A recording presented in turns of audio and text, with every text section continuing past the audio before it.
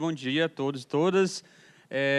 Não vou ser muito longo na minha apresentação, vou deixar que o Denis possa falar um pouquinho mais do caminho dele, que é bastante interessante.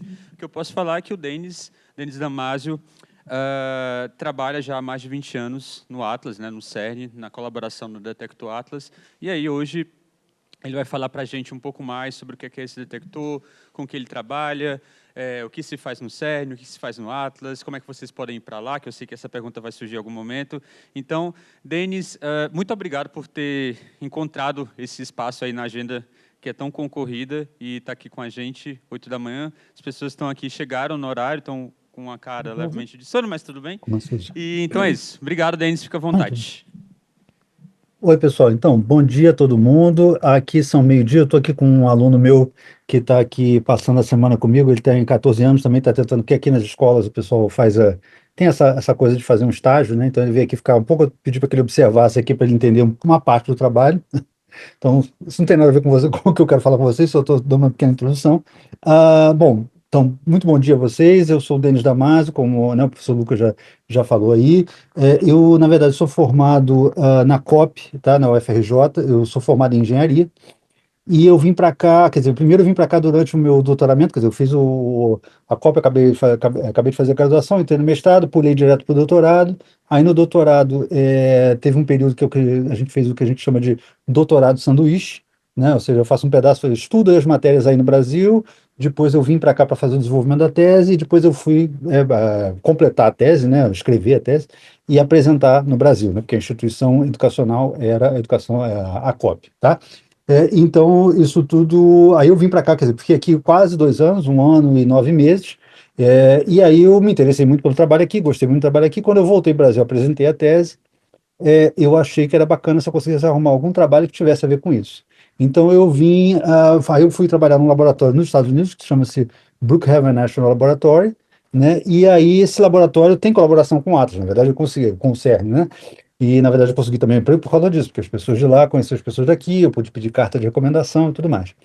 E aí, dessa forma, eu consegui ficar lá no laboratório, eu entrei lá, comecei a trabalhar lá em 2003.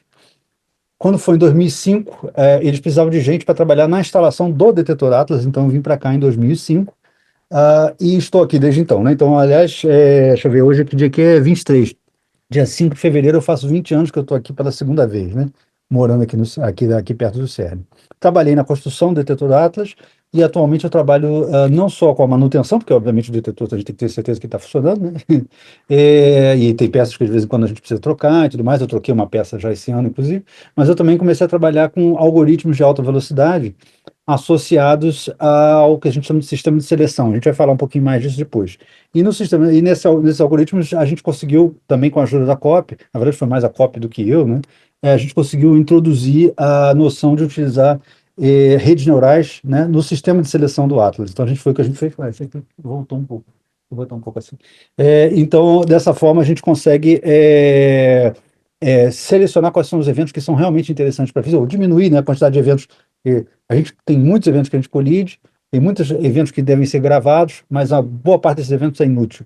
Então, o que a gente faz? A gente quer tentar diminuir a quantidade de eventos inúteis dentro da quantidade de eventos bons, né? Então, para isso, a gente tem um sistema de seleção e uma parte desse sistema roda em software, eu participo desse software, tá? Só para dar uma noção geral. Eu vou rapidamente, vou fazer um compartilhamento de tela para mostrar algumas coisinhas para vocês. Rapidinho.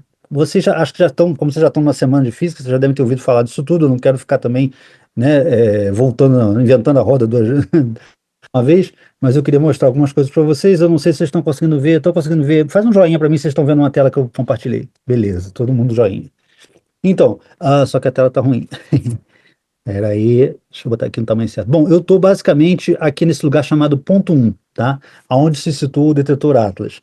Vocês veem que debaixo do meu pé, mais ou menos, está passando esse anel gigantesco, tem 27 quilômetros, que é o Large Hadron Collider, é o grande colisor de hadrons, né? Ou seja, basicamente é uma máquina gigantesca que acelera prótons. E por que a gente acelera prótons? Porque quando a gente vai acelerando prótons, a gente vai dando mais energia ao próton, tá certo? Então o que acontece? Imagina que você tem dois caminhões que estão batendo a uma velocidade de 2 quilômetros por hora. Aquela energia que ele tinha no movimento, ali é energia cinética, né? Não é exatamente a mesma coisa que a gente faz aqui, mas aqui. A energia cinética que eles tinham, quando a batida, ela saiu, né, o V ao quadrado lá que você tinha, que é 2 quilômetros por hora, passa a ser zero, porque, né, acabou, a velocidade acabou. Ao fazer isso, o que acontece? A energia tem que fazer alguma coisa. A energia não se perde, nunca se perde, né? Nada se perde, nada se cria, tudo se transforma. A energia não vai se perder, ela se transforma numa energia que vai deformar o caminho. Se ele vier 100 quilômetros por hora, o efeito é outro, você já pode imaginar. O que a gente faz aqui é que a gente dá energia aos prótons. Então, os prótons vão ganhando cada vez mais energia, e como eles estão andando a uma velocidade muito próxima da velocidade da luz, eles, no fundo, o que acontece é que eles ganham massa. Então, eles passam a ser mais massivos. Tá certo? Deixa eu ver se eu tenho uma imagem aqui. Eu tenho uma imagem melhor para isso. Deixa eu só achar a boa imagem. Caramba, acho que eu esqueci de botar a imagem. Aguenta aí. Não é essa, não é essa. Ah, era essa. Eu esqueci de botar ela. Peço perdão. Por alguma razão ele não entrou. Agora vai entrar. Tá, então você tem os prótons, e o que acontece? O próton, quando ele vai. Aqui a gente acelera tanto o próton que a massa dele aumenta 7.000 vezes. Um próton tem uma massa, quando parado, de 1 gigaelectronvolt. É a unidade que a gente usa aqui, né? A gente não vai usar grama, porque o próton é um negócio muito pequeno. E aí o que acontece é que essa 1 gigaelectron, conforme a gente acelera, esse cara vai ganhando massa. Até o ponto que ele está perto de 7.000 prótons, a massa de 7.000 prótons num próton só. Isso de um lado e do outro. Quando há a colisão, toda essa energia ela tem que fazer alguma coisa, que nem o caminhão.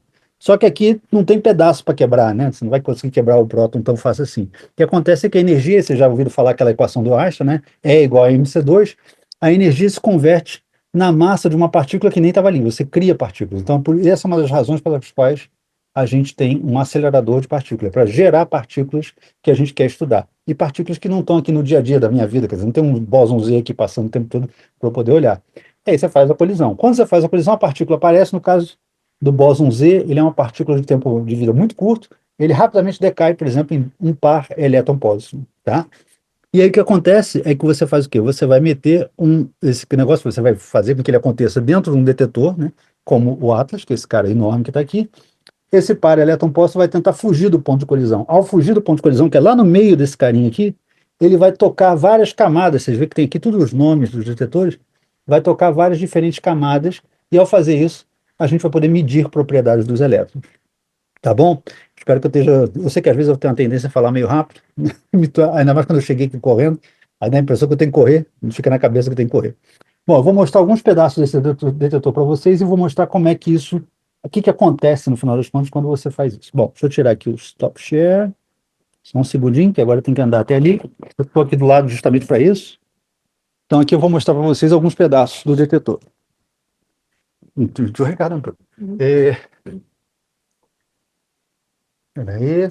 Então, o que acontece? Aqui a gente tem, por exemplo, esse detetor que está aqui, tá? Esse detetor, ele é feito de um material silício. Vocês podem imaginar que é como se fosse uma grade de átomos. Silício é como carbono, né? Ele tem 4 ligações, então ele gosta de ficar bem organizadinho ali. E o que acontece é que uma partícula, principalmente as partículas carregadas eletricamente, como por exemplo um elétron, ou um muon, um pion, ele vai passar por esse cara aqui e esse cara vai perturbar um pouco esse grid, né, de átomos. Isso vai gerar um sinal elétrico que vai me dizer, opa, passou alguma coisa aqui. Tem várias camadas desse carinha. Então vai falar, passou aqui, passou aqui, passou ali, passou ali. Eu vou ter vários pontos, tá certo? E aí eu vou poder gerar uma imagem, que de novo vou pedir para vocês me confirmarem com o joinha. Deixa eu só achar a imagem antes de, antes de compartilhar. Acho que essa daqui está melhor. Então, um segundo, compartilhando. Chegou aí? Joinha, ok, beleza. Então, cada ponto que ele vai bater ali, o que vai acontecer? A cada ponto que ele estiver batendo, eu vou ter um ponto desses pontos amarelos que vocês estão vendo aqui. Então aqui, ó, bateu numa camada, bateu na próxima camada, na outra, ou como aqui desse outro lado, bateu, bateu, bateu. E dessa forma eu vou acumulando todos esses pontos no detetor. Beleza, eu pego todos os pontos, você vê que tem muito mais ponto até aqui do que foi identificado como traço, né? Depois vai ter um software que vai rodar, vai olhar para todos os pontos possíveis e vai identificar a trajetória dessas partículas. Aí vocês vão falar, beleza, eu vou ver uma imagem da partícula, para que isso me interessa? Parece que isso não dá para fazer física nenhuma com isso. Dá, por causa do seguinte, primeira coisa, aqui todo esse detetor está dentro de um campo magnético muito forte. Então, as partículas que são positivas, depois o pessoal faz aí a regra da mão direita, que eu sempre esqueço, as partículas que vão estar positivas vão rodar para um lado, as que são negativas vão rodar para o outro. Então, por exemplo, nesses dois traços amarelos que estão aqui, eu já sei que um é positivo e o outro é negativo. Lembra que o Z, ele decai em um elétron e um pósitron, quer dizer, um negativo e um positivo? Então, isso aqui poderia ser que esses dois amarelos tivessem relação com justamente uma partícula Z, tá certo? Ou seja, porque ao medir a carga, quer dizer, medindo a trajetória, eu consigo medir a carga, ao medir a carga, eu posso, por exemplo, classificar a origem da partícula, tá certo? Então, por isso que é importante esse tipo de detetor. Aí você vai falar, bom, e outra coisa, só isso que dá para medir? Não, dá para medir mais coisa. Uma partícula que está passando muito rápido, dá pouco tempo do campo magnético afetar ela. Então ela vai passar quase na linha reta. Eu diria que, por exemplo, essa roxa aqui tem cara de tá muito rápida. Já uma partícula que está muito devagar, ela pode até começar a rodar dentro do detetor. Você vê que tem aqui alguns traços que estão rodando. Normalmente a gente evita de reconstruir esses traços porque dá muito trabalho para nada, né? Porque a gente não vai usar essa informação. Tá certo? Então isso é para dar uma noção para vocês que observando as informações desse carinha aqui só, a gente já tem um monte de informação importante aqui, tá?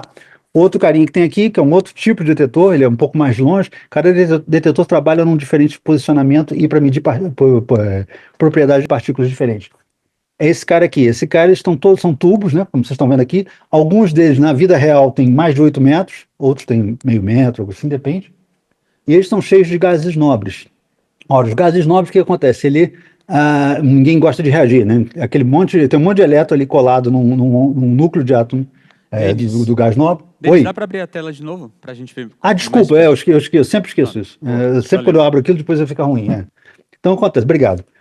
O que acontece? Quando uma partícula como aí, nesse caso são mais os muons, atravessam esse tubo, ele vai se bater contra os átomos os átomos de radônio, que no caso é o gás que a gente usa aqui. Ora, ao fazer isso, o radônio, que não gosta de se ionizar, não é como um cloro, por exemplo, que é o cloro? Não, o cloro gosta o cloro ou o sódio, né, que gosta muito de se ionizar, ele não vai fazer a mesma coisa, ele vai gerar, ele normalmente não gosta de fazer isso, mas quando ele leva mesmo, né, um socão do muon que está passando, que o muon vem com muita energia, ele perde energia, tá certo? E ao perder, quer dizer, ele perde energia, não, ele emite os fótons dele. E ao emitir os fótons dele, o que acontece? A gente tem uma nuvem de fótons, não, desculpa, elétrons. A gente cria uma nuvenzinha de elétrons aqui. E o que acontece é que em cima aqui, ó, como vocês talvez possam ver, tem um monte de conector. Cada tubo desse tem um fio no meio. E o que acontece é que esses fios com potencial elétrico positivo vão puxar os elétrons para ele e a gente vai ter um sinal elétrico que diz, opa, passou alguém aqui, passou alguém aqui, passou alguém aqui. E isso me permite, né, também, de novo, estimar a trajetória da partícula, tá certo? Bom, esses são os detetores que a gente chama que são os detetores de trajectografia, tá? Que é um tipo de detetor que a gente tem, mas não é o único tipo de detetor que a gente tem, tá certo? A gente tem um outro detetor que a gente chama de calorímetro, tá? A gente tem aqui dois exemplos no caso do Atlas. Peraí, eu tenho que desconectar isso aqui que eu não sei porquê. Ok. Esse aqui é um tipo de calorímetro. O que acontece? Aqui a gente vai ter partículas que podem até ser partículas neutras, né? Como eu lembro que eu falei ali que são as partículas carregadas eletricamente, aqui são partículas neutras, tá? Então o que acontece? Esse cara, quando uma partícula entra nele, ela vai encontrar esse material que parece alumínio, mas não é alumínio. Na verdade, ele é chumbo. Então ele vai bater aqui vamos dizer assim, no primeiro degrau. Ao bater no primeiro degrau, o que acontece? A partícula vai vir com muita energia, então é igual a MC2 de novo, vai fazer um monte de pequena partículazinha aqui dentro. Olha, essas partículazinhas vão andar um pouquinho mais, vão bater no segundo degrau, no terceiro degrau, vai fazer a mesma coisa, é igual a MC2, elas vão perder mais energia na forma de mais partículas. E assim a gente vai criando uma cascata de partículas aqui dentro. Então você tem uma cascata e a graça disso aqui é que dependendo do tipo de partícula que você tem uma imagem diferente, você cria uma imagem diferente nesse cara aqui. Esse cara aqui está tudo dentro de uma vasilha gigantesca cheia de argônio líquido que vai fazer a mesma coisa que o radônio fez ali naquele outro tubo, né, nos tubinhos, e vai me permitir eu gerar uma quantidade enorme de elétrons. Esses elétrons vão ser capturados por cobre, que está aqui atrás. Aqui tem uma placa com 2.000 volts positivos que vai capturar os elétrons, e dessa forma eu vou ter um sinal, uma imagem, né, que eu posso registrar. O pessoal da COP, também a gente trabalhou com isso, né, eu acho que eu mencionei isso no começo, descobriu um método de pegar essas imagens, da mesma forma que a gente faz, né, reconhecimento facial agora, o pessoal está usando essas imagens para fazer o reconhecimento da partícula, se é elétron, se é um pion, se é um fóton, tudo isso dá para a gente fazer através de redes neurais, tá certo? Então isso aqui é aplicação de inteligência artificial também que o pessoal está fazendo. Esse é um dos calorímetros. A gente tem um outro calorímetro que está aqui no chão. Esse é o que a gente chama de um calorímetro hadrônico. Esse não é tão bom talvez de ver, eu espero que vocês consigam ver um pouquinho. O problema é que ele é preto, né? Quer dizer, aqui na tela fica difícil a gente ver, né? Mas são placas de metal, tá certo? Inclusive eu vou explicar por que ele é preto. São placas de metal. Aqui são para partículas hadrônicas, né? Então são partículas como os prótons, os píons, os nêutrons. Elas vão entrar aqui nessa estrutura e vão fazer a mesma coisa. Bater no átomo de ferro, fazer uma pequena cascata de partícula, é igual a MC2 de novo, isso vai andar um pouquinho, vai bater de novo, vai bater de novo, vai bater de novo. Como vocês talvez possam ver, espero que vocês estejam conseguindo ver, uma parte das placas são de metal, são o ferro preto. Uma outra parte são placas de plástico. É um plástico especial. Quando as partículas cruzam esse plástico, muitas vezes elas estão na velocidade da luz mais alta do que a velocidade da luz naquele plástico, né? Claro que é uma velocidade da luz abaixo da velocidade da luz no vácuo, isso não está indo, é um limite do universo, né? O que acontece é que esse material, a partícula, né, vai fazer o quê? Ela vai emitir luz para perder energia para chegar na velocidade da luz do material. Ao fazer isso, obviamente que todos esses plásticos vão estar iluminados, né? E é por isso que as outras têm que estar pretas, para a gente ter certeza que só vem luz do plástico, né? E aí a gente vai ter esse sistema aqui com fibras óticas, tá? Que vai capturar essa informação e levar para uma eletrônica que está escondida ali atrás, que vai nos permitir fazer justamente a medida né, de quanta luz que teve, e obviamente quanta luz que teve tem a ver com quanta energia que a gente tinha, tá? Bom, tudo isso para dizer para vocês que são diferentes técnicas que a gente usa para poder fazer, para poder entender o que, que veio no nosso detetor inteiro, tá? Aqui, bom, vou mostrar isso aqui que é bacaninha e o pessoal gosta. Por que tá um sol hoje, que é bom para é bom para algumas coisas, né? Bom porque tá frio, mas é um pouco ruim para mostrar aqui para vocês as coisas. Mas aqui a gente tem uma versão Lego do detetor Atlas, tá? O detetor de verdade tem 26 metros de comprimento de altura e 46 metros de comprimento, tá? Aqui tem algumas das bobinas, por exemplo, né? Essa aqui é uma representação das bobinas que a gente tem, elas têm 26 metros, né? São enormes, são capazes de gerar um campo magnético bastante forte. E aqui botaram as pessoinhas, mas essa pessoinha aqui, na verdade, está muito grande, né? Tá desproporcionalmente grande ao tamanho do detetor. O detetor é muito maior do que isso, né? E esse detetor aqui não está aqui só porque a gente gosta de brincar de Lego. A gente gosta de brincar de Lego, claro. Mas não é só por causa disso. É também porque esse aqui, quando a gente teve em 2012, quer dizer, depois de 2 anos de tomada de dados, a gente conseguiu detectar uma partícula que estava sendo procurada desde 1964, ou seja, 48 anos antes, tá certo? Ela tinha sido proposta por esses dois senhores, e mais um que morreu, que é o Peter Higgs e o Englert, né? Eu esqueci, é François Englert. Ele é belga, ele é inglês, né? E isso ficou famoso porque em 2012 foi a primeira partícula que a gente conseguiu, aliás, foi a maior, né, vamos dizer assim, descoberta que a gente teve aqui com o LHC, foi para poder fechar todo um modelo, né, de partículas, que é o tal do modelo padrão que a gente tem, em que a gente estava precisando completar com a presença dessas partículas. Esses caras, claro, vieram aqui para ver, né? E depois eles assinaram. Então, esse nosso Lego ele é assinado pelo Englert e pelo Peter Higgs, que é por isso que a gente, na verdade, é mais importante do que ser um Lego. Desde que a gente começou a exploração com o LHC, a gente já capturou, aqui tem um número, isso aqui é mais ou menos, isso aqui é o pequeno número de colisões que a gente fez até hoje. Eu não sei nem falar esse número, nem vou tentar falar, porque eu não tenho nem paciência para tentar descobrir qual é esse número. Bom, vou tentar, hein?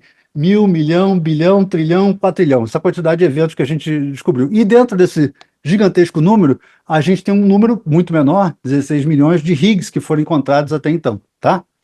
E, quer dizer, o que significa que se a gente quiser fazer realmente um estudo do Higgs, a gente tem que fazer um negócio muito importante que é acumular estatística. É para isso que a natureza não gosta. Isso aqui claramente nos indica que a natureza não gosta de fazer Higgs, mesmo nas condições malucas que a gente bota ele aqui do LHC. O que significa que a gente precisa de estar sempre fazendo colisão para poder chegar a algum lugar. Bom, está sempre fazendo colisão, agora a gente está no momento de pausa, todo ano tem um momento de pausa, tá? Bom, para construir todo esse detetor, fazer todas essas peças, fazer todas essas coisas, não sou só eu, tá certo? Nem o pobre coitado do estudante que está aqui do meu lado. A gente tem muito mais gente. Então, normalmente, a gente tem aqui na colaboração Atlas, nós somos mais de 5.000 pessoas trabalhando atualmente, tá? Bom, hoje, como o acelerador, como eu disse, está parado, a gente não vai ver grandes coisas aqui na sala de controle, mas aqui é a sala de controle, né? Esse pequeno museuzinho do lado da sala de controle da experiência, justamente, tá? Aqui em cada mesa dessa, quando nós estamos em operação, que não é o caso agora, né? Deixa eu ver se eu consigo mostrar aqui o negócio, peraí, aproveitar rapidamente que aqui, ó, tem uma tabelinha de todas as visitas que estão aparecendo e deve ter a visita de vocês, ela fica ali. Não sei se está dando para ver, porque eu estou sem óculos. Bom, agora acabou. Mas é que eles botam a lista de visitas virtuais, né? Bom, então só quis mostrar isso para vocês. Voltando aqui. Cada mesa dessa é responsável por um desses subdetetores. Então, por exemplo, os calorímetros é esse cara aqui. Os detetores internos, aqueles do traço, é a mesa que está ali na frente, tá certo? O pessoal do detetor de Moon, aquele do gás radônio, né, que são os tubinhos, É a última mesa lá no canto. Hoje em dia, como a gente está justamente com o feixe parado, só tem uma pessoa que está aqui, que é o cara da segurança. É o cara que controla entradas e saídas no acelerador, ele controla se tem fogo, por exemplo, na eletrônica do acelerador deu fogo, alguma coisa, ele vai chamar o bombeiro. Então, esse cara fica a maior parte do tempo aqui. Quando a gente está em operação, se vocês chegarem, vocês estão pensando sabadão, né? O pessoal está pensando em ir para uma balada, alguma coisa aqui, 2 horas da manhã, né? Aqui tem gente trabalhando, tá certo? Por quê? Porque a gente tem os turnos do pessoal, a cada 8 horas troca as pessoas, porque tem que ficar fazendo realmente um babysitting do detetor. O outro detetor que a gente tem, que é o CMS, que é um detetor também que tenta achar uma física parecida com a nossa, né? Aqui do Atlas, o CMS, por exemplo, eles fazem um negócio ainda mais doido, que eles transferem o controle do detetor para os Estados Unidos. Porque aí, como está em outra zona, né, do tempo, a gente consegue dessa forma, os caras podem ficar lá num horário que é mais normal. Então, por exemplo, não precisa ter gente, muita gente acordada aqui às 2 horas da manhã, eles transferem para os Estados Unidos, quando aqui é 2 horas da manhã, lá nos Estados Unidos é, sei lá, 6 da tarde. Então dá para você resolver no lugar que eles estão, né, que é Chicago. É uma forma de facilitar, de diminuir a quantidade de gente que precisa ficar acordada até de madrugada, né? Bom, isso aqui é o que eu queria mostrar para vocês. Deixa eu só tentar mostrar uma coisa. Bom, isso aí o professor Lucas viu. Bom, como o sol está muito grande, eu não sei se vai ficar ruim, mas bom, só para mostrar para vocês, que eu não posso sair muito daqui, que a internet morre no meu computador, aí fica ruim. Isso aqui é um pedacinho de um protótipo de um imã do Atlas, tá? No momento que a gente estava usando. E lá, eu não sei se vocês estão conseguindo ver, eu espero que vocês estão conseguindo ver, a bola, isso aqui era um museu, tá certo? Que tinha aqui no CERN, que agora, bom, ainda é um museu, mas a gente transferiu uma parte do museu para um outro lugar. Então, mas isso aqui ficou como um símbolo do CERN, essa bola aí, tá bom?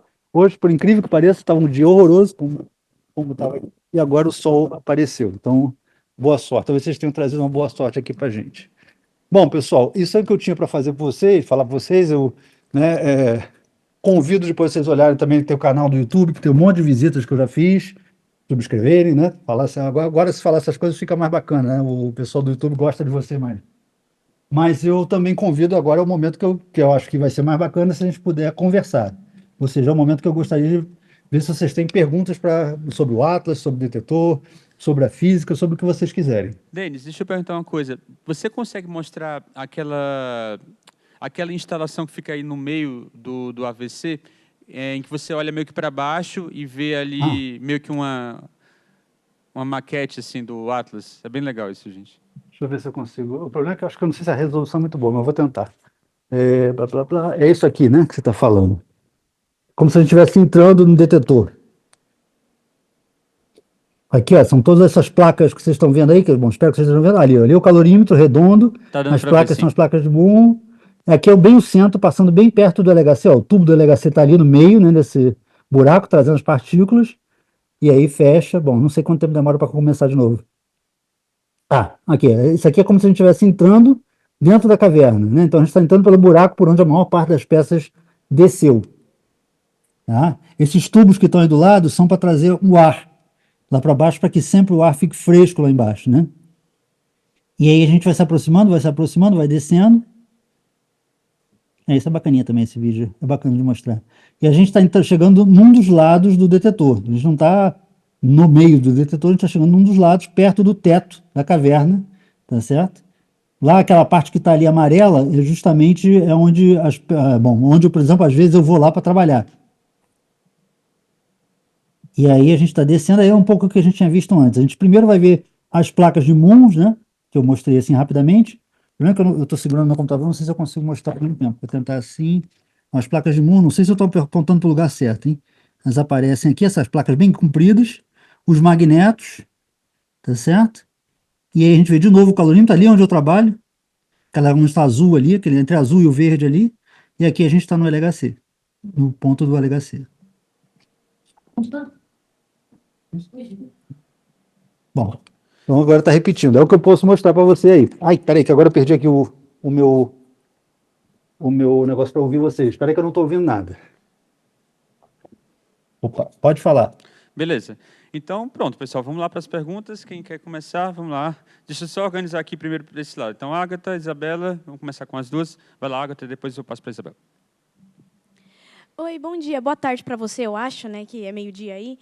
Eu queria Isso. fazer uma pergunta sobre, por exemplo, vocês já conhecem as partículas do detector, então você consegue saber quais que elas são de acordo com a trajetória delas. Mas e quando acontece de uma partícula nova chegar? Como que você consegue perceber que ela é diferente daquelas? E eu queria saber também como que você detecta a massa dela. Beleza, olha, você não podia fazer a primeira pergunta, eu tinha falado sobre isso hoje de manhã com o estudante, então, ó, valeu. O que acontece? A gente, claro, que a gente está tentando, uma das coisas que a gente faz é o seguinte, esse acelerador é um acelerador de exploração, né? Os aceleradores hadrônicos normalmente são aceleradores que ajudam a fazer exploração de coisas que a gente não sabe, o que que a gente vai achar. Na verdade, é um pouco assim, tu joga e vê o que que dá, tá certo? Não é, por exemplo, como um acelerador que a gente tinha antigamente, que era o LEP, que era elétron-pósitron, aceleradores de partículas assim, bem indefinidas, você pode setar o acelerador para colidir só numa certa massa, e aí você consegue produzir só uma partícula, por exemplo, ou quase só uma partícula. Fica bem mais fácil. Há um projeto para a gente fazer isso depois, mas bom, isso é outra história. Então, a primeira coisa que a gente faz, por exemplo, a gente vai e dá uma olhada na física que a gente conhece, porque a gente quer saber se nossa. Bom, imagina que eu vou olhar para o meu detetor, tá certo? E eu vou fazer colisão e eu espero que tenha uma energia, uma partícula numa certa massa, mas na verdade a partícula está numa massa completamente errada, é um negócio completamente absurdo. É um pouco o que você está falando. Então, o que a gente faz é o que a gente está aqui nessa imagem, que é o que justamente que eu te falei que hoje de manhã eu estava discutindo isso com o menino aqui, que é o seguinte.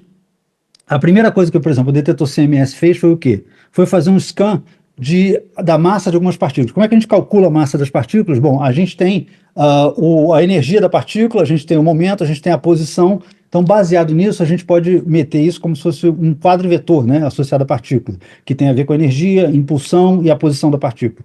Isso aí tem uma biblioteca, por exemplo, de software que te permite, você só bota os números e ele já te cospe o vetor, né? Então facilita um pouco a vida. O que acontece? Se você somar o quadro vetor, por exemplo, de dois muons, tá certo? Você vai ter a partícula original, você vai ter o quadro vetor da partícula original, que né, é matemática, né, isso aí. E esse quadro vetor, entre uma das propriedades que ele tem, você pode pedir a massa da partícula, tá certo?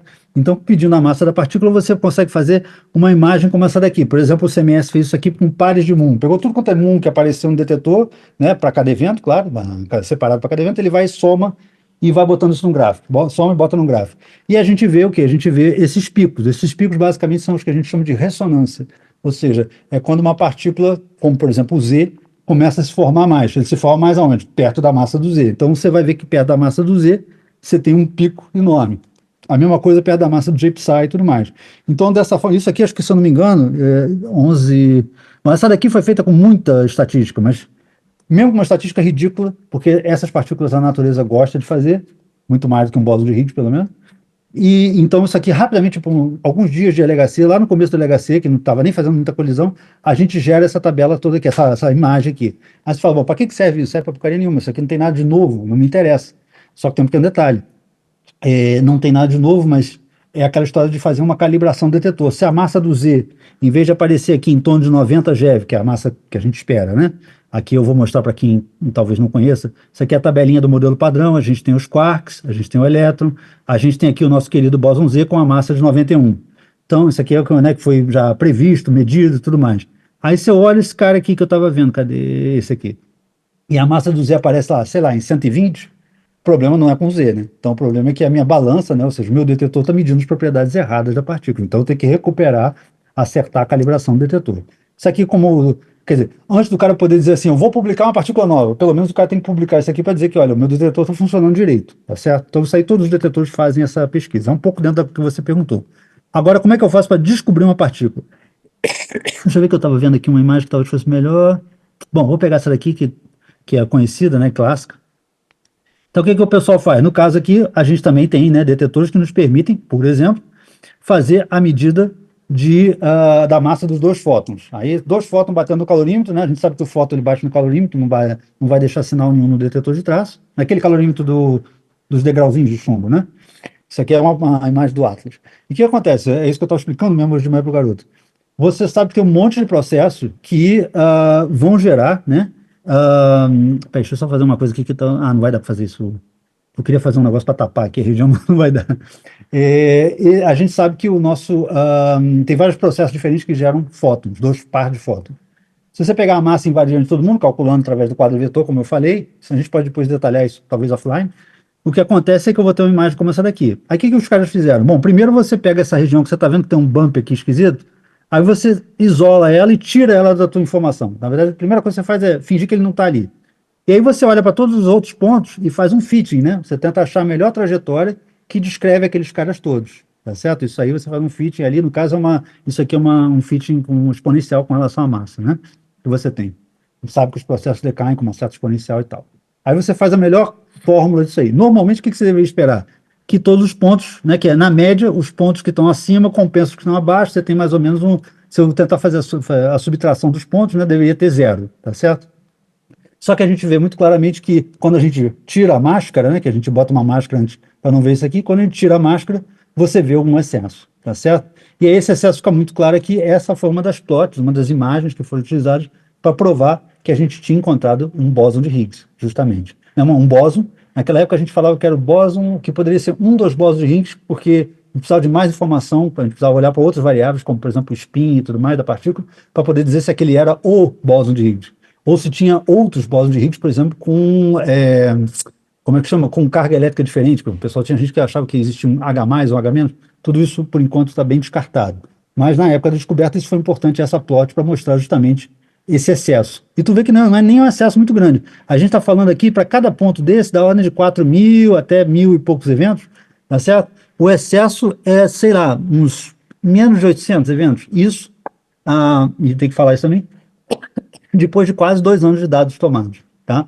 Só nesse canal, aqueles Higgs ali que eu mostrei para vocês, 16 milhões, inclui todos os canais do Higgs. Higgs decaindo em BB barra, Higgs decaindo em 2 fótons, Higgs decaindo em 4 leptons.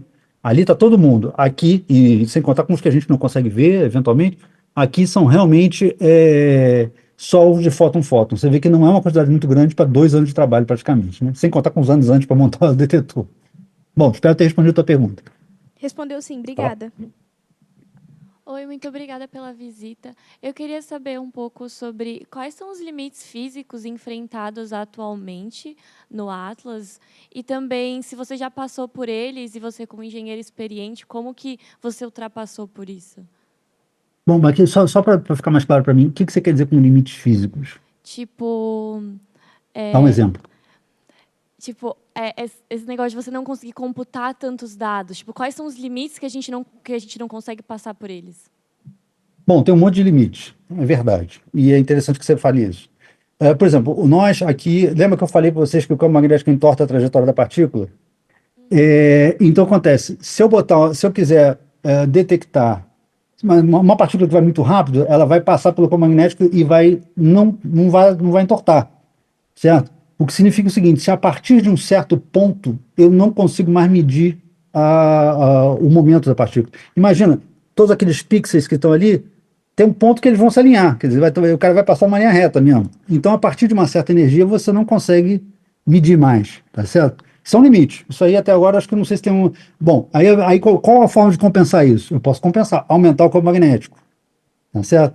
Mas isso não resolve o meu problema. No caso do Atlas, não dá para aumentar, porque eu já estou passando para poder gerar o campo magnético. A gente usa um material supercondutor, a bobina nossa é uma bobina supercondutora, refrigerada a 1,9 Kelvin, e a gente passa 20.500 amperes. Então você vê que já é um limite até de energia que a gente gasta, vamos dizer assim. Você pode pensar, embora a gente esteja usando supercondutor para não gastar muita energia, gastar o mínimo possível, mas ainda assim é um limite. O CMS, por exemplo, teve uma outra approach, porque o toroide, né, do Atlas, ele é no ar. O CMS, o que ele fez? Eles tacaram ferro. E ao tacar ferro, o detetor deles, por exemplo, é bem menor do que o Atlas, mas pesa o dobro do Atlas. Porque justamente o campo magnético dele passa pelo ferro, logo é um campo magnético localmente muito mais intenso. Então eles podem ir mais alto, por exemplo, na medida deles de energia, por exemplo, do traço dos muons. Por isso que CMS é Compact Muon Solenoid, quer dizer, é um solenoide compacto para medir muon. Ele mede também elétron, mede fóton, mede todas as outras coisas, porque ele tem uma parte interna também requintada, mas o basicão dele é medir muon, então por isso que eles tacaram um campo magnético violento mesmo para poder fazer isso. Esse é um limite, tá? Outro limite, questão de dados, você falou sobre isso é importante. Aí vai me levar a uma coisa que eu estou querendo falar. A gente tem, por exemplo, me permite falar bastante coisa interessante. Na verdade, uma coisa que eu não falei é que a gente faz, eu mencionei isso rapidamente, a física não é nossa amiga, a natureza não é nossa amiga. O que acontece? Ela produz um monte de coisa que a gente não está nem um pouco interessado a ver. Ela produz J-psi pra caramba, ela produz bastante Z, bom, Z a gente tem um certo interesse, mas ela produz um monte de coisa que não interessa. Vamos dizer assim, o que a física já conhece, que o pessoal que trabalha com física não quer saber desse negócio. O que que a gente faz? A gente quer forçar a natureza o máximo possível para a gente ver as coisas. O que que a gente faz para isso? A gente faz mais colisão. Aí você pode falar, bom, se eu fizer 10 bilhões de colisões por segundo, eu sei que é. Se eu fizer, quanto que foi ali o número? Foi trilhão, né? Se eu fizesse 4 trilhões, sei lá, quantos trilhões que era, de colisões por segundo, eu vou ter 16 milhões de Higgs, né? Então, beleza, eu vou fazer um estudo, minha estatística vai ficar bacanérrima, né? Só que isso é impossível, porque não tem como puxar esses dados. A quantidade de informação que você gera por evento, para cada evento a gente gera por volta de 1,1 megabyte. Imagina 1,1 megabyte multiplicado por 4 trilhão por segundo. Ninguém, não tem rede de computador que aguenta um negócio desse. Então o que a gente faz? A gente tem um sistema de filtragem que vai olhando para o detetor, identificando, opa, aqui teve alguma coisa que parece que teve uma deposição de energia no calorimetro. Vou olhar isso. Opa, ali teve um traço bacana que parece um muon. Vou guardar isso. Então, na verdade, a gente tem um sistema que seleciona, aliás, em duas etapas, que seleciona os eventos. Uma primeira etapa é em hardware, faz uma seleção de 40 milhões, a gente faz 40 milhões de colisões por segundo para 100 mil. Então já dá uma reduzida do fator de 400, já é bacana pra caramba. Depois aí tem um computador, aqui atrás de onde eu tô, não dá para vocês verem, eu botei até na minha conta do Instagram ontem, eu botei um vídeo, só de fora, né? Não dava para entrar porque eu estava mostrando para o menino nossa fazenda de computadores, dá para ver um pouquinho, né? Então a gente tem uma fazenda de computadores com 50 mil nós de computador. E essa é uma parte do trabalho que eu faço, que é programar esses computadores. E aí o que acontece? Você olha para esses caras, esses caras vão olhar para as regiões que foram identificadas como interessantes e vai abrir essa região, pegar a informação completa do detetor, só na região, que assim não é muito dado para transferir, e vai processar e verificar, opa, isso aqui tem carga de elétron mesmo. Ou ele vai poder falar, ó, aqui teve energia no calorímetro e teve um traço na frente. Ah, é elétron. Teve energia, mas não teve traço. É fóton. Ele vai fazer todas essas combinações. E dessa forma, ele vai selecionar aí dos 100 mil que ele passa por segundo, essa linha de programação reduz para 3 mil. E é isso que a gente guarda, entre 2 e 3 mil, tá certo? Então, tudo isso para indicar para você que há uma grande seleção nos eventos que a gente faz para a gente poder guardar o que é realmente interessante. Para te contar uma coisa que eu participei quando eu cheguei aqui em 2005, o programa que fazia esse trabalho, né, para selecionar elétrons, para achar elétrons no calorímetro, ele estava rodando em torno de 20 milissegundos. Tá certo? Aí você fala, 20 milissegundos é nada, pô. Isso aí dá para, né, rodar o quê? 50 por segundo, tá bom demais, né? Só que tem um problema. A gente tem por volta de 40 mil para processar por segundo. Então você tem uma opção. Qual é a opção? Compra um monte de computador, que era o que o pessoal fala. Vamos fazer isso, certo? Comprar. Só que vai ser que você, né, você tem que processar 50 caras, né? Você teria que fazer o número 40 mil dividido por 50 para ver qual é o número que eu consigo, que eu tenho que comprar de computador, né? Ou seja, dá quase 1.000, tá certo? Ou seja, 1.000 computadores só para fazer a seleção. É muita coisa. Então, o que que a gente começou a fazer? Eu comecei a trabalhar justamente com a otimização desse código de 20 milissegundos, agora está rodando em tipo meio, tá certo? Isso foi otimização de software, só. E aí, ao fazer isso, o que aconteceu? O pessoal passou do limite, a gente pôde fazer muito mais colisão do que a gente precisava, que a gente pôde aceitar melhor as colisões. Hoje em dia, o pessoal está querendo aumentar a quantidade a cada vez que eu faço um cruzamento de pacote de próton, né? Porque a gente não faz colisão de um próton com próton, a gente faz pacotão de próton. Cada vez que a gente faz isso, a gente tem 50, 60 colisões que podem acontecer. O pessoal está querendo aumentar para 200, porque justamente para brincar com a física e forçar a física a fazer mais coisas. Só que isso significa que o nosso detetor vai ficar ainda mais ocupado. Aí o pessoal fala, bom, esse negócio que tu fez, David, funciona, mas não vai quebrar o galho, não. A gente tem que fazer outra coisa. Então agora a gente está estudando o quê? Nós estamos trabalhando com FPGAs, que são processadores especiais, ou GPUs, essa carta gráfica que tem nos computadores, para ver se eles conseguem fazer com processos ainda mais rápidos, conseguem rodar ainda mais rápido. Então isso aí é uma... Para 2030 a gente está pensando em instalar GPUs ou FPGAs, ainda não está decidido isso ainda, porque ainda está um pouco cedo, né? Mas a ideia é que esse ano a gente, inclusive, deve tomar a decisão sobre o que a gente vai fazer. A gente vai continuar com CPU, vai trocar para GPU, vai trocar para FPGA. Isso ainda está um pouco não claro. Tá? Bom, acho que eu respondi um pouco mais a tua pergunta. Vamos deixar os outros também, né? Não fico numa pergunta só. Obrigada, viu? Mais alguém por aqui? Tá, vou passar para a Lara, depois você, tá, Rafael? Eu queria perguntar, primeiramente, obrigada, né, por você estar mostrando aqui para a gente. Eu queria perguntar sobre como que é a questão energética, porque, obviamente, vocês estão em um acelerador que demanda muita energia. Você falou que a corrente que passa é de 20 mil amperes. Então, assim, vocês têm um pátio energético próprio? Você tem valores que pode acabar falando aí para a gente? Posso sim. Bom, a gente aqui produz... desculpa, a gente gasta em torno de 170 megawatts. Tá? É uma pequena cidade, você pode imaginar. Tá? e a gente não tem produção própria. A gente, na verdade, consome, em geral, a energia da Suíça, porque a Suíça tem muito mais usinas hidrelétricas. Quando chega no inverno, a Suíça gentilmente precisa, como ela precisa de energia para aquecer a cidade de Genebra, né? Então ela gentilmente nos convida a voltar para a França, a usar a energia da França. A gente pode trocar, né? Só que o problema é que a França usa 80 e poucos por cento da energia da França nuclear, ou seja, mais cara. Então, por causa disso, o pessoal, a gente evita. Aí a gente, quando a Suíça pede para a gente desconectar, a gente faz assim, então vamos parar um pouquinho o acelerador. A gente para o acelerador, né? Só que o maior consumo, na verdade, não é esses 20 mil amperes que eu falei, só para o Atlas. No detetor, no acelerador mesmo, é um pouco menos, é 13.500 amperes, mas ainda assim é absurdo, né? Só que a gente usa justamente a supercondutividade para evitar, porque é 13 mil amperes, mas não é um milhão de volts, é muito menos volts. Na verdade, eu não sei o número, até uma coisa que depois eu tenho que pesquisar. Mas é como a potência gasta é muito mais baixa do que os 13 mil amperes podem fazer você pensar, tá certo? Então, o que acontece, na verdade, é o que a gente usa aqui. O que a gente gasta tanta energia? Porque o problema é o seguinte: para poder passar esses 13 mil amperes de uma forma organizada, de uma forma que a gente controle bem o feixe e tudo mais, a gente utiliza esse material que é uma liga de nióbio de titânio, e essa liga tem que estar refrigerada a 1,9 Kelvin. Quer dizer, abaixo de 4,9 Kelvin, se eu não me engano, ela já entra no modo que a gente chama de modo supercondutor. Ela passa uma corrente elétrica absurda sem grandes esforços. A gente vai mais para ter certeza, porque são 27 quilômetros, né, que a gente tem que controlar. Então ela passa a 1,9 Kelvin, tá? O problema maior, na verdade, que a gente gasta mais energia não é na passagem da corrente, mas é nessa resfriação. A gente tem que circular hélio líquido, né, no resfriamento, né? A gente tem que circular hélio líquido como se fosse uma gigante. A gente tem 8 geladeiras gigantescas, a gente pode pensar assim, porque o LHC é dividido em 8 setores, né, do ponto de vista de criogenia, para você poder justamente refrigerar esses diferentes pedaços. Tá certo? E nisso a gente gasta muita energia. Além disso, a gente tem essas fazendas de computadores que gastam, né, uma potência imensa. E agora, por exemplo, a gente tem uma fazenda de computador, que essa de 50 mil é só aqui para o Atlas. Para o CERN inteiro, a gente tem uma outra que tem, deixa eu não falar besteira, acho que é em torno de 250 mil computadores. Tá certo? Que é para fazer a análise dos resultados que a gente tem. Isso não é nem o suficiente, a gente tem que exportar dados para a gente poder fazer a análise completa. Isso também gasta muita energia. Aí agora tem inclusive um projeto que, bom, não sei até que ponto ele está pronto, mas parece que vai sair mesmo. A gente está pegando um dos nossos centros de computação e vamos levar para uma cidade aqui do lado, que até foi uma cidade que eu morei durante algum tempo, é onde tem um castelo onde morava o Voltaire. Bom, quando ele não estava brigado com os católicos, quando ele brigava com os católicos, ele ia para Genebra, que é protestante. Aí ele brigava com os protestantes, que ele brigava com todo mundo, e voltava para a França católica, nessa cidade que chama-se Ferney-Voltaire. Então, que foi a cidade que eu morei há muito tempo. Então, o que a gente está fazendo é que a gente está botando um centro de computação lá e a gente vai circular água dentro dos computadores e vai vender, vamos dizer assim, não sei se vai vender aí, eu não sei como é que vai ser no ponto de vista econômico, mas vai mandar essa água para os prédios que estão em volta. E aí eles vão usar essa água para se esquentar, em vez de usar ter que ligar uma lareira para esquentar, não, ligar um fogo para esquentar. Então isso aí é um projeto de tentar minimizar o impacto, né, que a gente tem de 170 megawatts de energia sendo dispersada pela nossa pesquisa, né? Então tem isso que está acontecendo também. Bom, acho que eu já respondi a tua pergunta, talvez um pouco a mais, então vamos passar para um outro.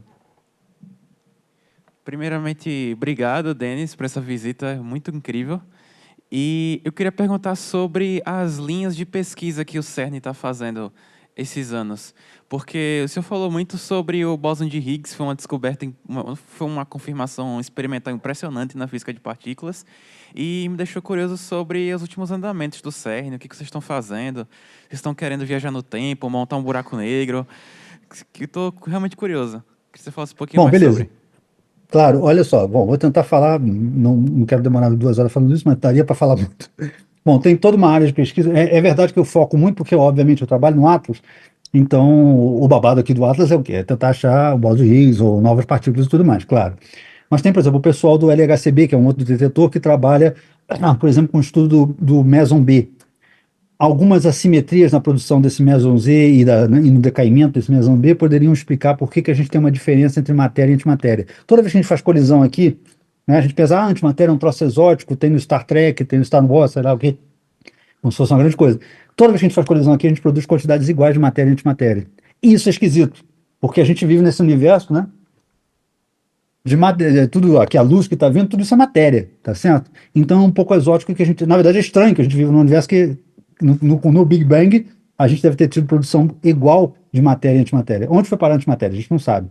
Então tem o pessoal que acha que tem alguma assimetria entre matéria e antimatéria que a gente fica tentando estudar para tentar descobrir. O LHCb, por exemplo, é especializado nisso. Outra coisa que é interessante, a gente tem um mês por ano, isso eu não falei, mas a gente faz sempre colisão de próton-próton. Não. Um mês por ano a gente faz colisão de átomos de chumbo, de núcleo de chumbo com núcleo de chumbo. É o que a gente chama de colisões de íons pesados. Tá certo? Então, quando a gente faz a primeira colisão do átomo, do núcleo de chumbo com outro núcleo de chumbo, é como se fosse uma colisão próton-próton. Só que o subproduto dessa colisão vai atravessar e não vai. Muito raramente ele não vai sair sem passar pelo menos pelo meio do átomo, como é que chama? Do núcleo. Tá? E ao fazer isso, ele vai. É super estranho, porque esse meio onde está, são onde tem os quarks e os gluons funcionando, né, estão ali naquele meio. O que acontece? A interação dessa partícula, que foi produzida pela colisão, com esse meio, ela é uma interação que tem propriedades completamente bizarras, como se fosse um outro meio, né? Não tem sólido, líquido, gasoso, a gente tem esse plasma, que a gente chama de quark-gluon plasma, por onde a partícula vai atravessar. Tem até viscosidade, como se tu estivesse passando por óleo. É bem esquisito, tá certo? Então, o que acontece? Nesse ambiente, o que acontece é que a gente tem o que a gente chama de estudo dessa coisa de íons pesados, tá? Então, são um estudo um pouco diferente que a gente tem finalmente. Hi. So, just finish a virtual video. Yeah, no, not yet. I still have 10 minutes. But that's okay. I'm here. Bom, tem chegando uma outra visita aqui, o cara já está reclamando, nem começou já a visita, já está reclamando que eu estou falando alto. Bom, que eu falo alto mesmo. Bom, então acontece, então tem um heavy ions também. Além disso, a gente tem um desacelerador de antimatéria, que a gente produz antimatéria e taca seria um acelerador circular, só que ele vai desacelerando a partícula, de forma que a gente consegue estudar as propriedades das antipartículas. Então a gente tem, por exemplo, produção de átomos de antihidrogênio. A gente pega um antipróton com um pósitron, forma um átomo de antihidrogênio, e a gente fica estudando, por exemplo, espectrografia do átomo de antihidrogênio. É uma outra coisa mais bacana que o pessoal faz, e que eu não mencionei nada disso, que são os spin-offs, né? Então, um spin-off, por exemplo, que tem é o pessoal pegar uma antimatéria, antipróton. Imagina que o cara tem um câncer no cérebro.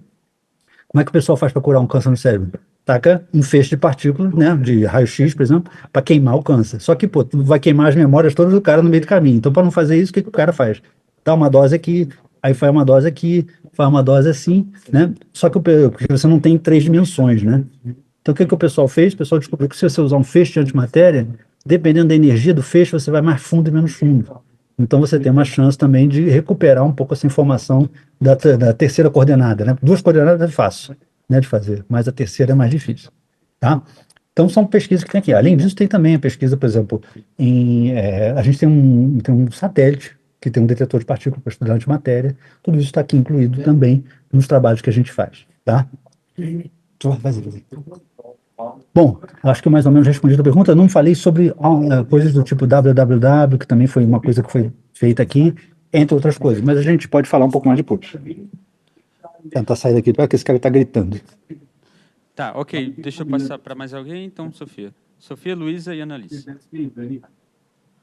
Oi, boa tarde aí, né? Então, a gente teve uma outra palestra e aí uma moça, né, que apresentou, ela falou que os quarks, né, que constituem o próton, eles têm uma massa, mas só que não chega, a massa deles juntas não chega a ser a massa do próton.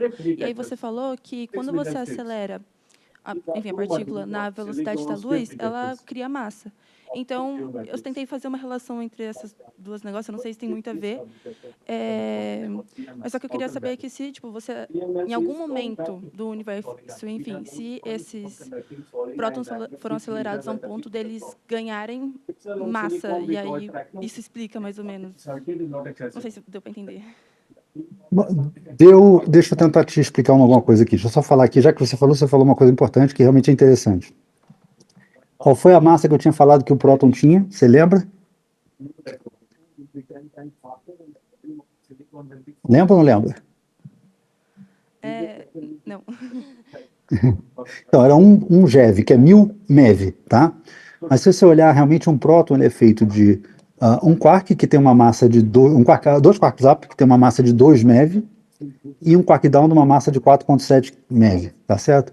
E aí você olha para esse número e fala, tem alguma coisa errada, né? Porque isso aqui não dá nem 10 MeV juntos. Como é que isso forma um negócio de 1 GeV? É um negócio meio esquisito. Só que eu esqueci de contar que tem uma outra coisa que são, entre os prótons, a gente tem quarks sendo trocados. Aí você fala, mas o quark, qual é a massa do quark? Quark não, desculpa, gluon.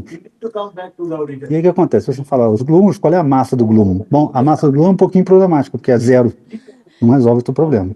O problema é que as partículas, isso é um sistema dinâmico, que está o tempo todo trocando partícula para lá e para cá.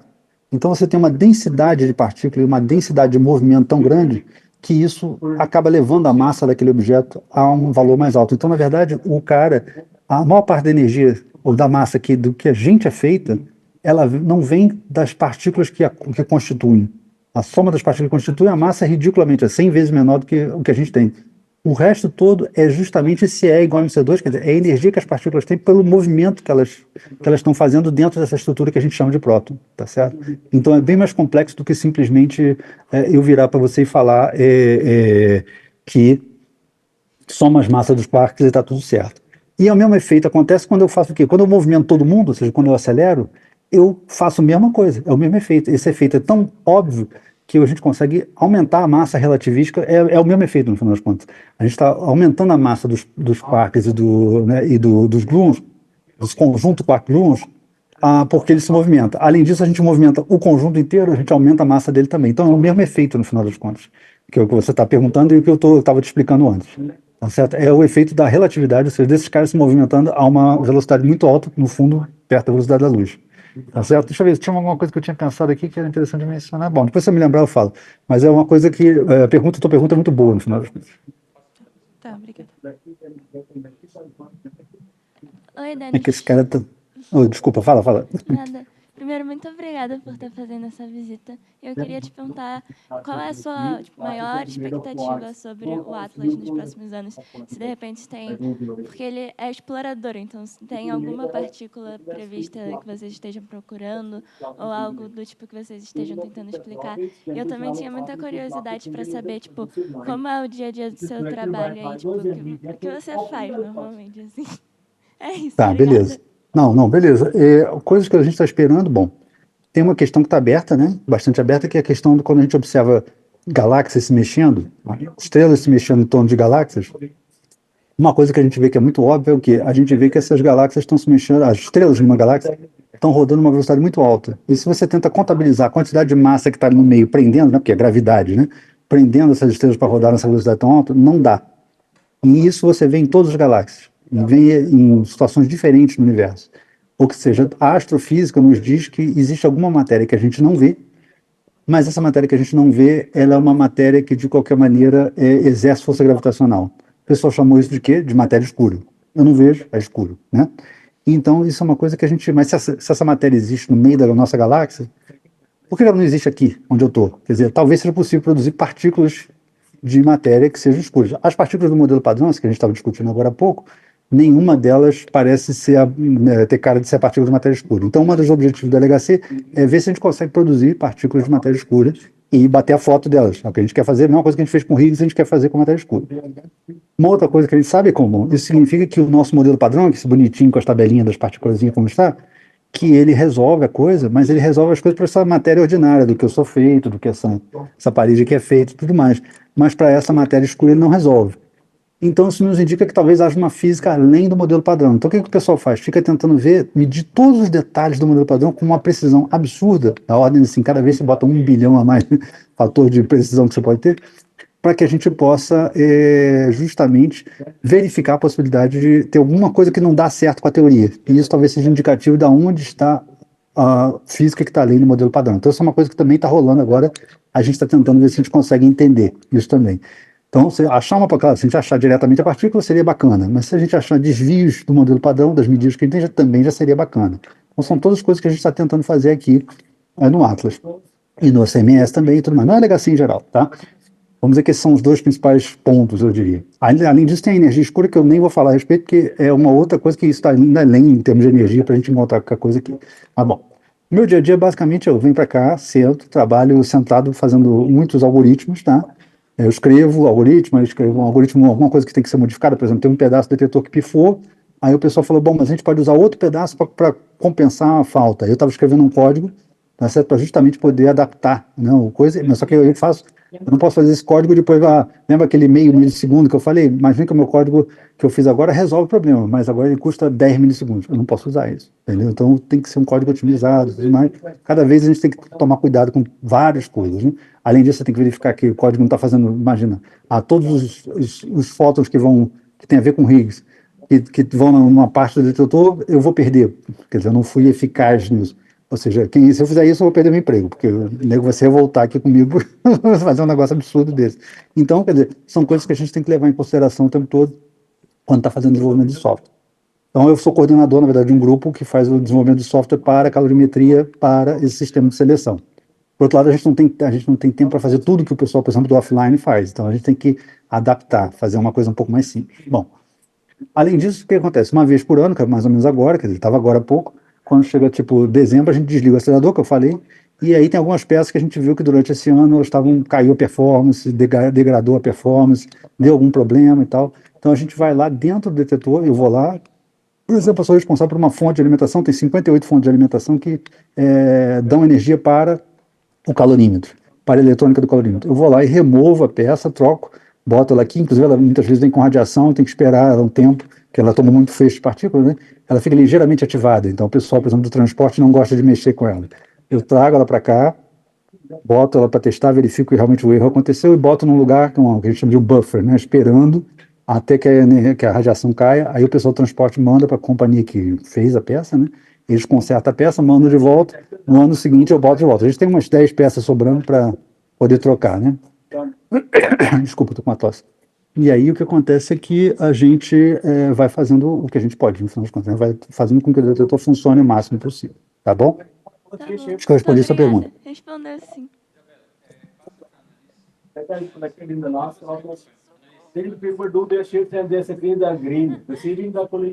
Olá, muito obrigada pela demonstração.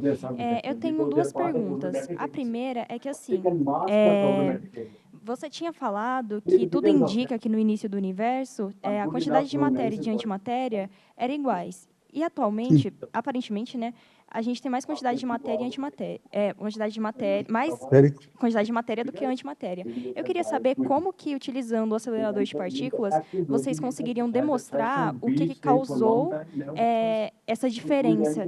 E a minha outra pergunta, que não tem tanto a ver, mas eu queria saber, assim, como que funciona, tipo assim, o seu dia a dia? Você tem tempo para lazer, essas coisas? Ou você, tipo assim, trabalha, dorme, e, assim, eu queria saber como funciona o lazer, né?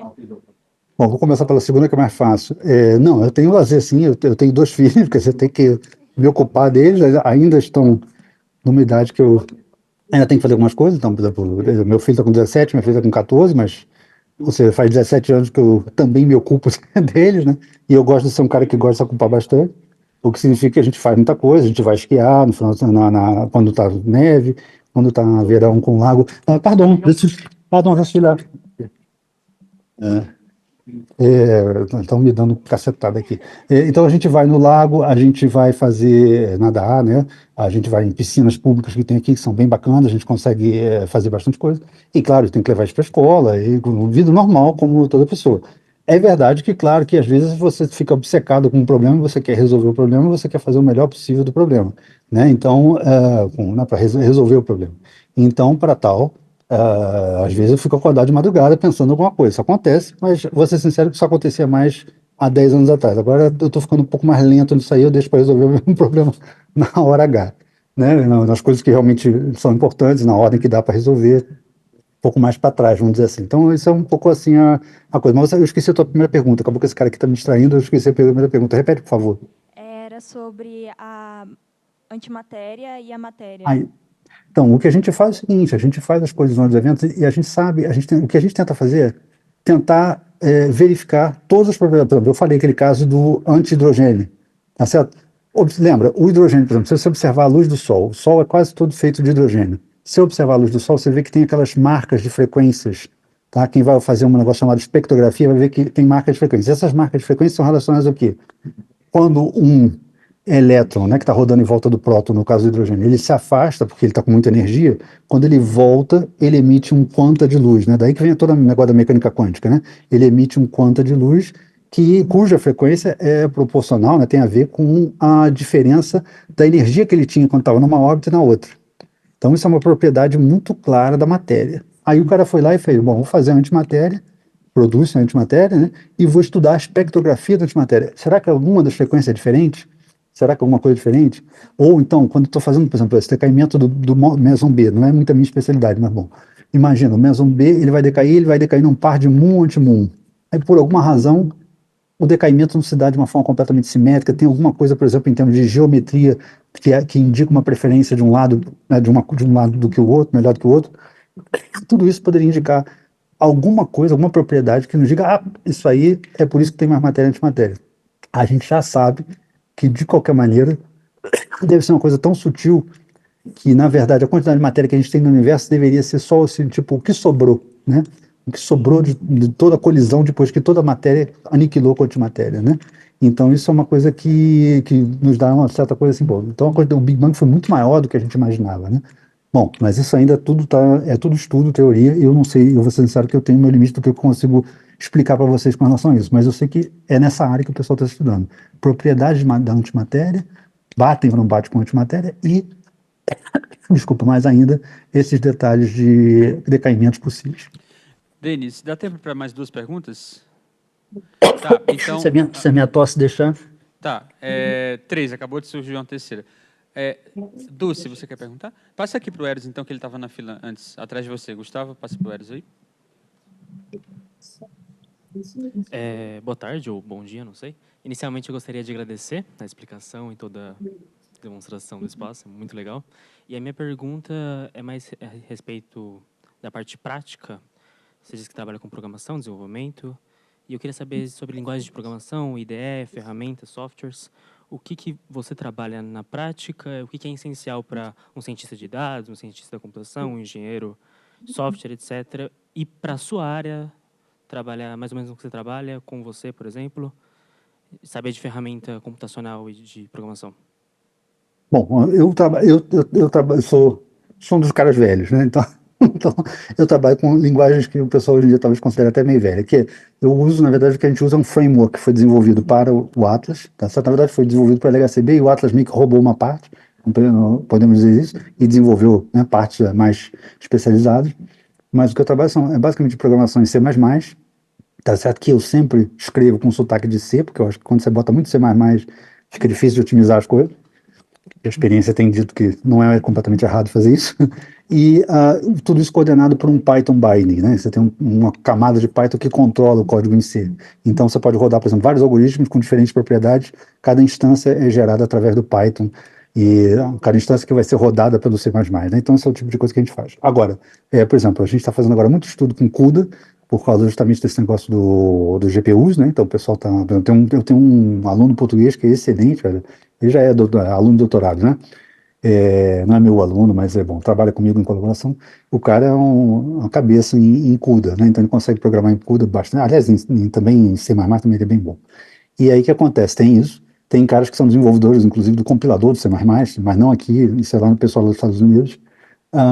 Que mais que eu posso dizer? Tem agora o pessoal trabalhando com VHDL, que é para FPGA, e HLS, que é High Level Synthesis, é uma linguagem de FPGA também, só que é mais parecida com C. Eu agora comecei a trabalhar, mas só porque o nome da minha filha é Júlia, e agora tem essa linguagem Júlia, né, que saiu, e tem um monte de gente trabalhando com Júlia aplicada a problemas de alta energia. Então, esses estudantes, por exemplo, que eu estou aqui, eu estou tentando convencer o cara a trabalhar com Júlia, coitado, já não aguenta mais, e para ser sincero, acho que ainda está um pouco cedo. A Júlia ainda não está maduro o suficiente, bom, para essas aplicações, pelo menos. Então, isso é uma coisa que ainda está na minha cabeça, eu estou tentando colocar. Mas isso só para te dar uma apertura, né? Uma visão assim do que é, qual é o babado, né? O que a gente tem feito. Não sei se eu respondi toda a tua pergunta ou você falou alguma outra coisa? Sim, muito obrigado. Valeu. Bom, eu gostaria de agradecer primeiramente a visita, muito obrigada pela oportunidade. E, bom, a minha pergunta, apesar de não ter sido comentado, eu gostaria de saber referente à detectação de neutrinos e essas partículas fantasmas. Como o CERN lida com isso e qual a visão dele sobre isso? Beleza. A outra pergunta excelente. Eu vou fazer aqui, vou compartilhar rapidamente inclusive que eu esqueci, né? Isso é uma coisa que normalmente eu falo, mas eu esqueci. Observa, tem uma coisa você vai ver que é muito fácil a gente entender isso. é a física mais básica possível. Parece que você fala neutrino, não sei o que, a pessoa fica tudo, né? Cara, tá falando um negócio complicadíssimo que ninguém entende. A forma como a gente leva isso é a forma mais, eu diria que é quase idiota. Não chega a ser porque não é fácil, mas bom, mas é muito mais fácil. Observa, a colisão está nesse detetor aí que você está vendo, ela está acontecendo no centro do detetor. Tem um feixe de próton que está entrando na tela e outro saindo, a colisão acontece no meio. Qual é, né? Imagina, qual é o momento transverso? Quer dizer, qual é dos prótons que estão chegando, qual é o momento, né? A impulsão que eles vão ter no plano, nesse plano que está aqui. Em princípio, zero, tá certo? Porque o cara tem um cara entrando, outro saindo, não tem nada acontecendo espalhando, mas tem um monte de coisa que espalha. Então, por isso que os detetores são, em geral, uma caixinha circular em volta do ponto. Por quê? Porque se sai alguma coisa para um lado, tem que sair uma coisa para o outro, tá certo? Então, se eu tenho aqui, ó, observando aqui no meu caso, se eu tenho um monte de coisa saindo para um lado, eu tenho que ter um monte de coisa saindo para o outro. Como é que a gente calcula o neutrino? Como é que a gente mede o neutrino? O neutrino, quando ele sai, a gente não vê ele, ele não encosta, não interage, não quer saber de nada do detetor. Então, o que a gente faz? A gente tem que ir para cada evento, a gente contabiliza tudo de uma forma vetorial, né? Você tem que realmente pegar o vetor de cada partícula, tá certo? E aí a gente vê que, bom, se não tem neutrino, está tudo simétrico. O vetor de um lado compensa com o vetor do outro, acabou. Para qualquer direção que você for olhar. Se tem alguma coisa faltando, opa, é ali que está o neutrino, tá certo? Então o que a gente faz é simplesmente a gente contabiliza tudo de uma forma vetorial.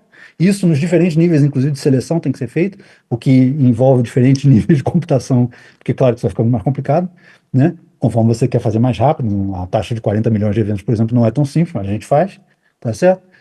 Mas basicamente é isso, a gente olha tudo e o que está sobrando a gente faz. Aí você fala, bom, mas isso, ok, talvez para detectar funcione e tal, mas na hora que você quer fazer uma análise, por exemplo, das propriedades do neutrino, é óbvio que a resolução que a gente tem para as propriedades do neutrino é bem pior do que os outros, porque a gente não está vendo o neutrino em si, a gente está vendo a falta de efeito do neutrino, que não é exatamente a mesma coisa, né? Mas a gente ainda assim consegue, o que a gente faz? A gente faz simulações do nosso detetor e a gente observa, por exemplo, igual aquele gráfico que eu mostrei da massa, a gente observa aquele gráfico também para a massa que a gente teria de partículas que estão sendo associadas a uma certa colisão. Não interessa qual seja. Vamos dizer, o TT barra, por exemplo, o que aparece no detetor. E aí o que acontece? Você sabe que tem uma parte que você não vai conseguir mapear porque você não tem um neutrino. Mas quando você está fazendo simulação, você tem um neutrino, porque você está brincando com ele ali. E aí você bota o neutrino na simulação e depois compara essa simulação com os dados que você tem. E você vai ver que é como se o efeito do neutrino, dentro daquilo que você pode observar, você consegue observar, com uma resolução obviamente mais pobre, mas você consegue observar a presença do neutrino, tá certo? Então, algumas coisas a gente consegue fazer, como eu disse, contabilizando tudo, e aí isso aí, ok, faz uma parte principalmente do processo de seleção de eventos, e uma outra parte da brincadeira, vamos dizer assim, é o quê? É você comparar com esses modelos, né, essas simulações de Monte Carlo. Na verdade, a gente faz 10 vezes mais simulação do que dados que a gente toma. É dessa forma que a gente consegue comparar essas coisas e mais ou menos se acertar no que a gente pode ver e o que a gente não pode ver. Então, por exemplo, um caso que a gente vê muito é, por exemplo, partículas decaimentos em WW, né? Você tem, por exemplo, Higgs decai em 2e, ok. Aí é mole porque os 2e's vão te gerar, por exemplo, 2 elétrons para cada lado ou 2 muons para cada lado, é fácil. Agora, se o Higgs decaindo em 2Ws, bom, ele vai gerar, por exemplo, um elétron-neutrino, um elétron-neutrino. Aí a situação é ainda mais complicada porque tu não está falando de um neutrino, tu tem dois que você não sabe para onde que eles estão, né? Inclusive, eles podem se compensar. Então, quando a gente vai fazer a análise de WW, é bem mais complicado. A gente tem que botar todos os modelos no Monte Carlo, né, para poder fazer a simulação. E aí, a gente comparando com a simulação com os dados, é que a gente consegue fazer alguma coisa que dá para fazer física. E o pessoal faz física. Tem gente fazendo física com neutrino sem nenhum problema. Outras partículas, por exemplo, imagina o seguinte, que apareça uma partícula de matéria escura. Também vai ser uma partícula um pouco com neutrino, não vai interagir com nada, porque isso é justamente a definição de matéria escura, né? Só teria uma interação gravitacional que a gente é incapaz de medir, isso é verdade. Então a gente tem que incluir isso também no nosso modelo e ver se tem algum desvio. Isso é tudo, de novo, comparação de dados com Monte Carlo que é feito. Bom, isso é o que eu acho que eu posso. Em 5 minutos é o que eu posso falar sobre neutrinos. Certinho, muito obrigada. Bom, acho que tinha mais uma, não? Oi, professor, tudo bem? Eu sou o Raniel, trabalho aqui no ICTP. A minha dúvida é um pouco mais técnica. Eu sou da área de microeletrônica. Eu tive um professor que desenvolveu um chip chamado Sampa, que é aplicado em algum lugar aí do CERN. E a minha dúvida era o seguinte: ao utilizar GPU e FPGA, também não seria mais interessante você reduzir a quantidade de dados fazendo chips dedicados, por exemplo, ASICs? Seria possível? Porque talvez a parte que vocês estão resolvendo via software pode ser simplificada resolvendo por hardware, se o hardware for específico. Sim, olha só, eu acho que o samba, se eu não me engano, ou foi o Felipe Vince, que trabalhou nisso há muitos anos atrás, ou foi a Daniela Moraes, que eu acho que saiu desse setor, mas isso há uns 20 anos atrás esse pessoal trabalhava nisso. Não sei se você conhece esse pessoal, talvez o teu professor aí que você falou conheça. Eu me lembro dessa história do samba, mas não me lembro dos detalhes, esse que é o problema. A gente já utilizou a ZIC aqui muito na primeira tomada de dados. O problema do ASIC é que o preço dele é um pouco proibitivo e ainda tem um outro problema que é o seguinte, o ASIC, ao contrário da FPGA, ele é fixo, quer dizer, depois que você fez o circuito, não pode trocar. E a gente, às vezes acontece, muitas vezes acontece a gente começar a fazer o desenvolvimento de um hardware, né? E isso, aí chega num ponto e fala, pô, mas eu queria mudar um negócio aqui que aí não dá para mudar mais, porque o ASIC ferrou, né? Ele está preso. Então o que a gente faz é que, por isso que o pessoal está passando para FPGA.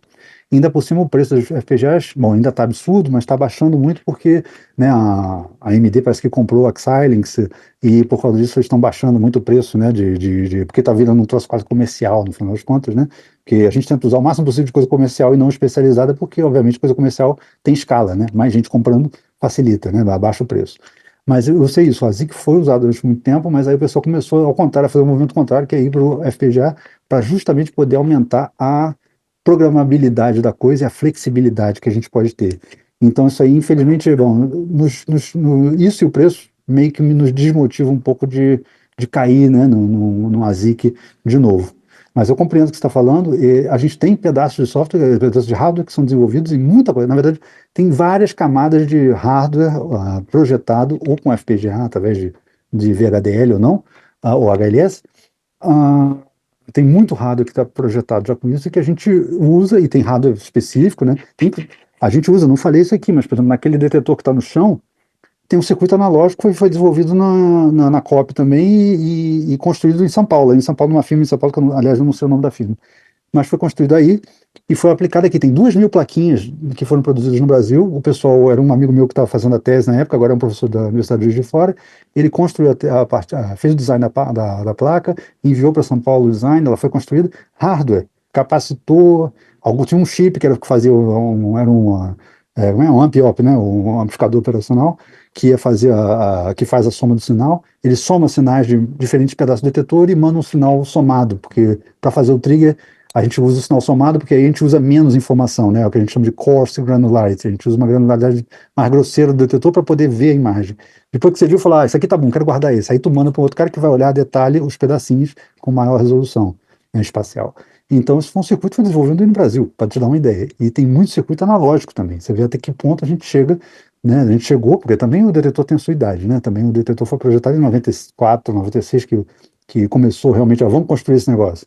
Então, nessa época, o analógico ainda era muito mais importante. Tudo isso para dizer a você que tem de tudo aqui. Tem de analógico até a ZIC, até FPGA. Bom, a ZIC é o que a gente meio que abandonou um pouco. Eu não sei até que ponto, mas acho que uma boa parte foi abandonada em favor das FPGAs por causa da flexibilidade. Denis, muito obrigado. Eu acho que a gente vai encerrar. Mas, antes disso, Denis, eu queria só pedir um tempinho para a gente tentar fazer uma foto. Aí eu vou pedir para Claro. o pessoal ir abaixo da nossa tela. A gente vai tirar foto com você no telão e aí depois eu compartilho contigo. Pode ser? Beleza, Que eu acho que vai claro. ficar mais legal. Gente, ó, então vamos ali no... Venham aqui para a lousa. Não se preocupem que a gente vai atrasar também o início das apresentações à tarde. Tá? A gente passou um pouquinho do tempo, a gente também vai começar um pouco mais tarde, de repente 2 horas ou 15 para as 2. Não se preocupem quanto a isso. E também depois a gente faz o sorteio da Hello from CERN. Eu vou tentar botar assim, que tem um pedacinho aqui do Atlas junto. Não sei se vai dar para ver muito, mas eu queria que vocês vissem mais o Atlas até.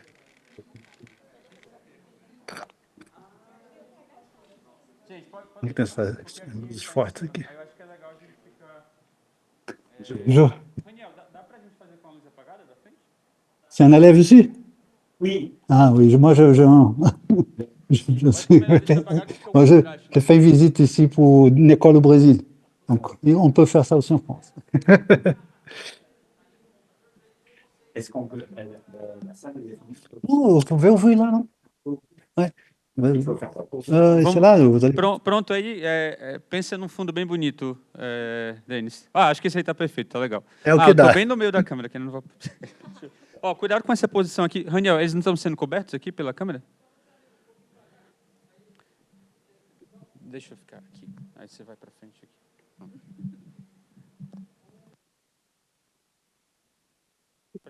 Denis, ó, 3, 2, 1, posando.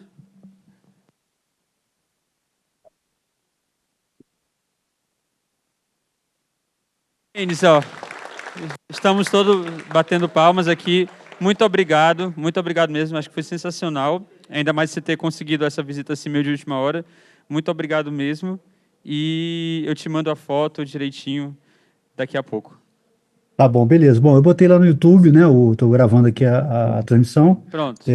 Espero que vocês depois possam mostrar e circular para o pessoal e que a gente faça outras visitas. Pronto, perfeito. Convite aí para os outros professores. Sem dúvida nenhuma. Então, obrigado, gente. Obrigado, Denis. Até mais. Valeu, Um abraço. garoto. Abração.